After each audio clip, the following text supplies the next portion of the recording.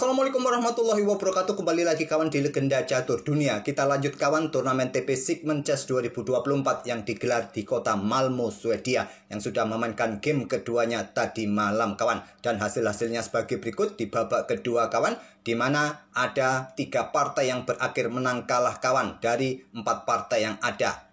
Yaitu partainya Mark Andrea kalah oleh Anton Korobov. Anton Korobov sudah 2 kali menang di awal turnamen ini kawan. Begitu juga dengan Vincent Kemmer, memetik 2 kali kemenangan berturut-turut. Kali ini korbannya adalah pecatur tuan rumah Nils Grandelius.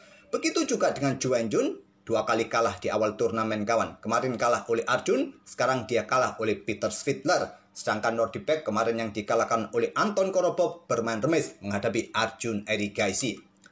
Sampai game kedua ini sudah terlihat nampak kawan siapa yang menjadi pimpinan turnamen ini. Sementara sampai game kedua yaitu Anton Korobov bersama Vincent Kemmer dengan 2 kali kemenangan. Diikuti Peter Svidler sebagai juara bertahan edisi sebelumnya kawan. Kalau edisi tahun 2022 pemenangnya adalah Hans Niemann kawan. Tapi edisi berikutnya dia tidak ikut yang dimenangkan oleh Peter Svidler ini.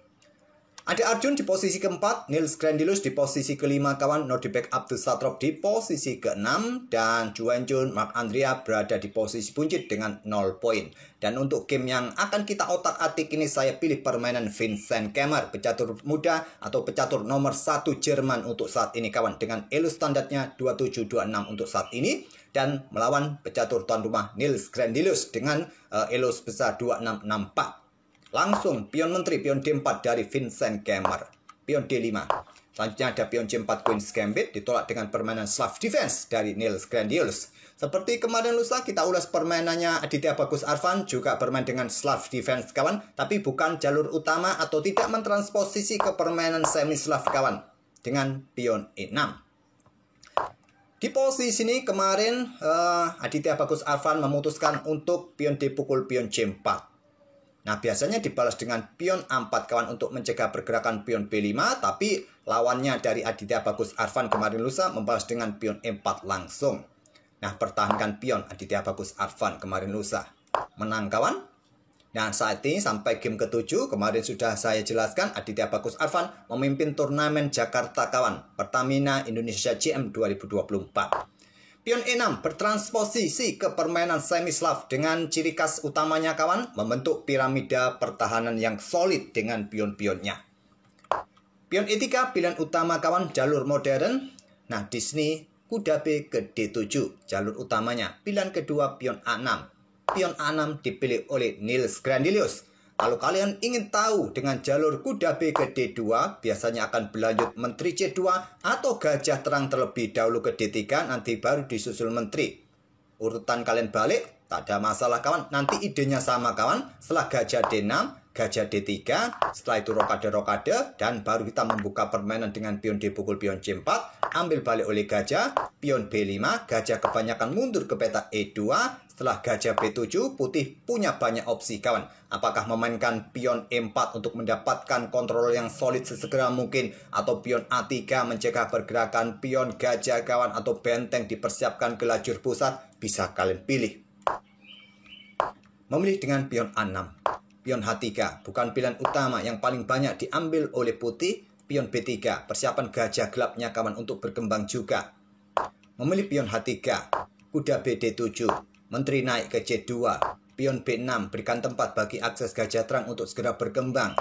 Di sini setelah pion B3, gajah B7, gajah B2, ada pion pukul pion, ambil balik menggunakan pion agar dia mendapatkan center yang kuat, mungkin disusul dengan pion E4-nya kawan. Tapi setelah gajah terang ini sudah ditempatkan di diagonal terang panjang, hitam juga akan mempersiapkan dengan pion C5 buka akses diagonal terang kawan. Apakah gajah B4 pin kuda agar nanti juga kontrol peta E4 tidak terlalu kuat.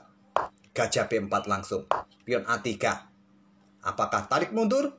Mundur ke A5 kah, mundur ke E7 kah, atau melakukan pertukaran, ya masih bisa diambil balik, salah satu opsi juga kawan.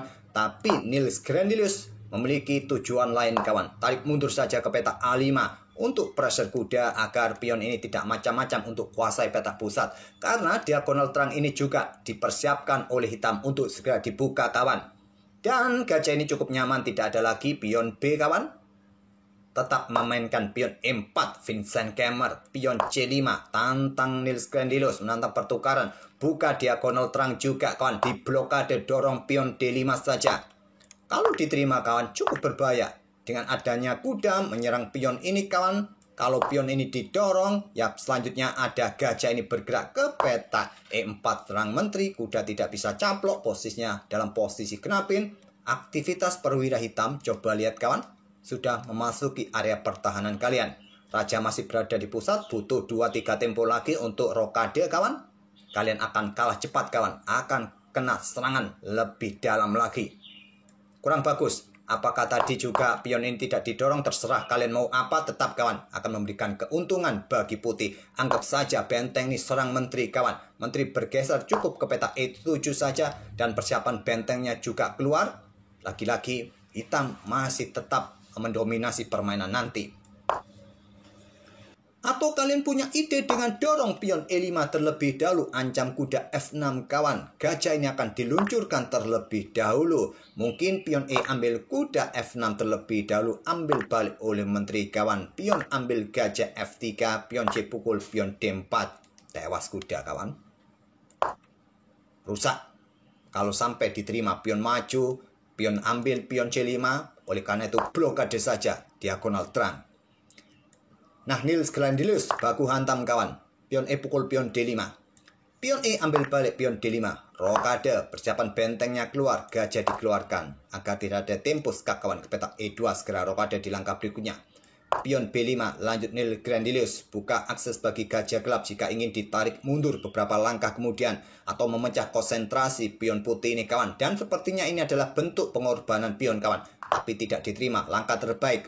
Amankan raja sesegera mungkin agar tidak kena tekan di diagonal gelap ini kawan. Dan benteng hitam pun juga segera keluar ke lajur E. Kalau kalian terima pengorbanan pion dengan pion C pukul pion B5 kawan, ya diambil balik saja oleh hitam. Kalau kalian lanjutkan ambil menggunakan gajah, maka kuda akan caplok pion D5. Kuda mendapatkan tekanan berat di sini. Benteng pun siap melakukan skak kawan. Mungkin amankan raja, rokade. Selanjutnya kuda pukul kuda, ambil oleh gajah. Berikutnya gajah sikat kuda F3 terlebih dahulu, rusak bangunan pertahanan kalian. Sangat kompleks. Sangat banyak tipuan, jebakan-jebakan permainan dari Nils Grandelius. Rokade yang terbaik pilihan dari Vincent Kemmer. Pion B pukul pion C4, ambil balik oleh gajah. Kuda B6 serang gajah, gajah mundur ke peta A2. Pion C4 blokade terlebih dahulu sebelum ambil pion ini kawan. Karena kalau ambil pion ini dengan salah satu kuda ataupun gajah, coba lihat benteng ini siap juga akan pressure atau pin lajur D. Jadi blokade terlebih dahulu, dukungan dari gajah. Benteng AD1, perkuat atau pertahankan pion lajur D-nya. Benteng E8. Benteng angkat naik ke D4. Persiapan sesegera mungkin dobling kawan. Pion H6. Langkah kesalahan dari Nils Grandelius. Langkah kesalahan pertama kawan. Yang terkuat menurut engine, menteri ini naik ke peta D6 kawan. Hentikan laju pion ini di sini. Nanti mungkin ada benteng FD1 dobling atau benteng bergeser ke peta H4 bisa jadi. Ada opsi kuda D2 dan manuver-manuver nanti menantang pertukaran. Bisa jadi. Memilih dengan pion H6, kontrol peta G4. Nanti juga ada potensi seperti ini kawan. Dia tidak ingin kuda ini bersama menteri, bersama gajah, pressure pion H7 3 kali. Benteng FD1, benteng C8, gajah B1. Hati-hati di sini kawan. Apakah benteng nanti dipersiapkan digeser sikat kuda untuk tidak lagi menjaga peta H7, menteri meluncur, ataupun diagonal ini juga siap dibuka. Gajah, sniper di diagonal gelap panjang. Pressure kuda F6 bisa jadi. Menteri E7 salah respon lagi kawan. Kuda mundur ke peta D7. Berkoneksi dengan saudaranya kawan. Salah satu opsi terkuat juga. Memilih dengan menteri ke peta E7. Dorong pion ancam menteri. Menteri bergeser ke D7. Tidak memberikan akses bagi pion didorong untuk garbu kawan. Walaupun terlihat peta D7 ini masih cukup kuat dengan keberadaan kuda. Tapi sekali lagi kawan, coba lihat. Hitam harus tetap menjaga peta H7-nya.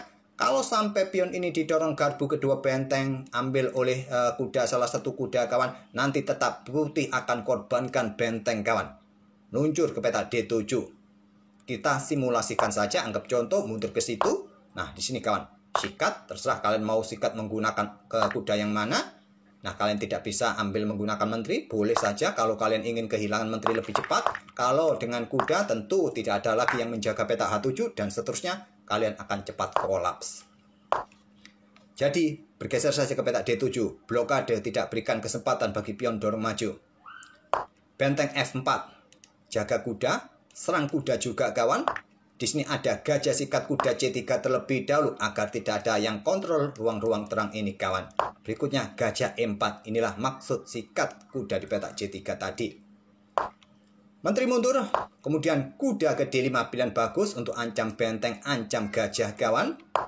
Kalau tadi kalian melakukan pertukaran gajah terang untuk saat ini agar tidak ada ancaman di ruang terang, maka di sini gajah gelap akan sikat kuda F6, mungkin gajah mundur. Nah, di sini ada opsi kuda ini bergerak ke petak E5. Perwira-perwira putih sangat aktif kawan.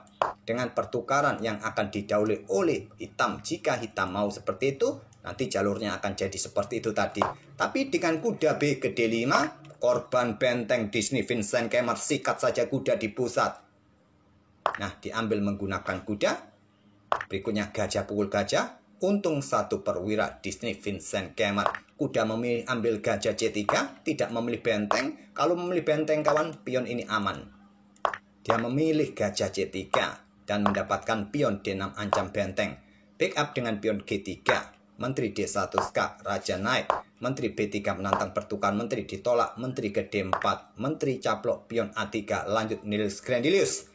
Nils Grandilius kalah satu perwira. Dia punya 2 pion, sisi menteri yang cukup leluasa. Tinggal beberapa langkah lagi kawan, 3 langkah. Apakah lebih cepat promosi? Apakah ada ancaman serius lainnya dari Vincent Kemmer? Gajah D5, serang peta F7 kawan. Pertahankan dengan benteng C7 untuk pertahankan pionnya juga. Kuda E5, 3 kali tekanan, benteng F8, bantu backup. Kemudian gajah ambil pion C4. Di sini, Menteri C5 menantang pertukaran dan diterima setelah ambil balik. Ada garbuan benteng, Nils Grandilius menyerah. Ya, sudah sangat jelas kawan. Salah satu benteng jatuh di langkah berikutnya. Ambil balik, terserah kalian mau ambil balik dengan apa. Tentu dengan benteng untuk tetap menjaga peta F7.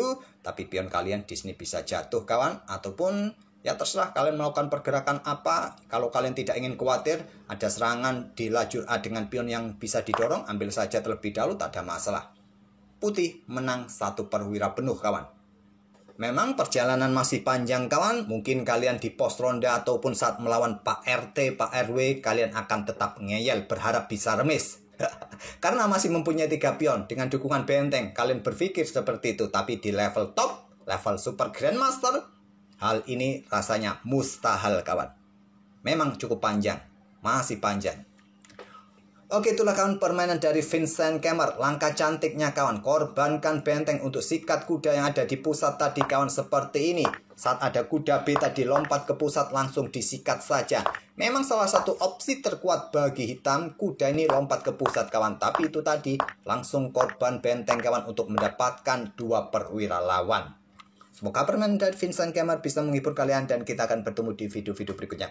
Terima kasih. Wassalamualaikum warahmatullahi wabarakatuh.